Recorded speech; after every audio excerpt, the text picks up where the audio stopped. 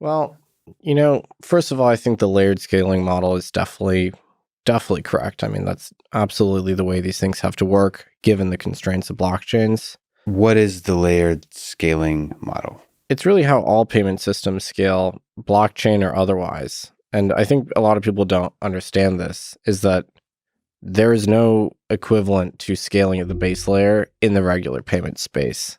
That totally doesn't happen.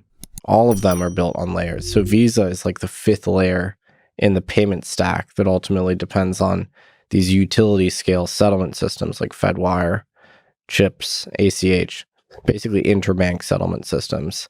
So you've got these slow moving but high assurance settlement systems. Fedwire is probably the number one, like when you send a wire, that's using the Fedwire system typically.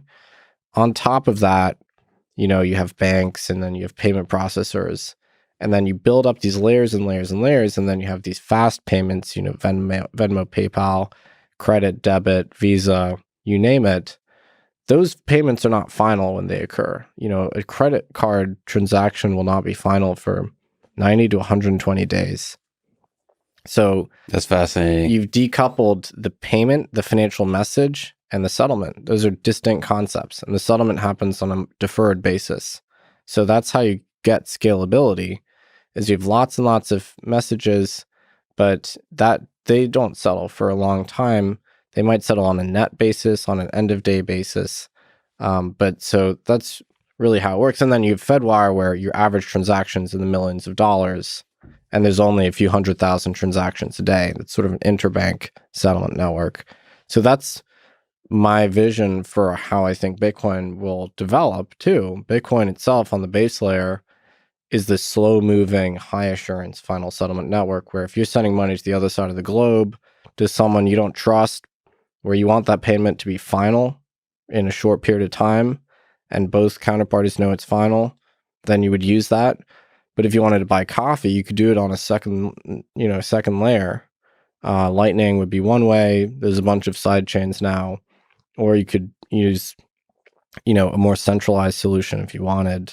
It's kind of a profound idea that in the space of transactions, when you're buying coffee or buying anything really from a merchant or exchanging goods and all those kinds of things, that most of the time, like basic, honest behavior, human behavior, which it does appear that most of our societies is based on the fact that most of us are honest, is like stuff is not going to go wrong when you do the transaction.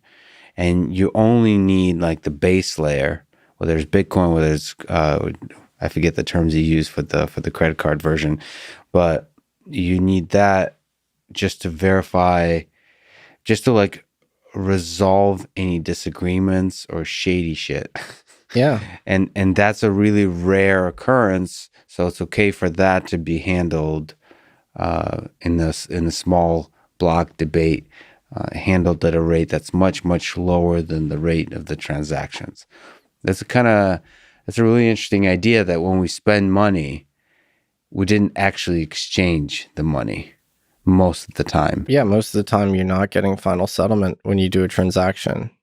And oftentimes that causes there's pluses and minuses. On the plus side, you have huge efficiency if you use a credit network like Visa. But it's in the name, credit, right? Visa is extending you credit, right? Yeah. They're kind of guaranteeing your reputation to the merchant.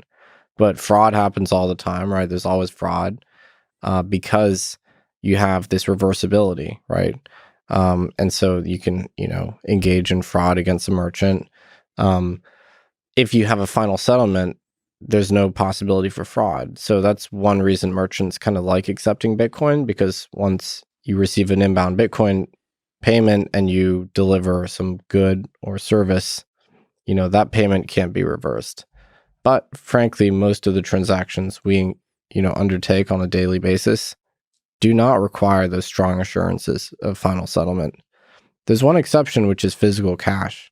With physical cash, or with the open dime, a cash-like product, you actually are getting final settlement. Mm-hmm. But most online banking transactions, most P2P digital wallet transactions in the dollar system, they're not really final at all.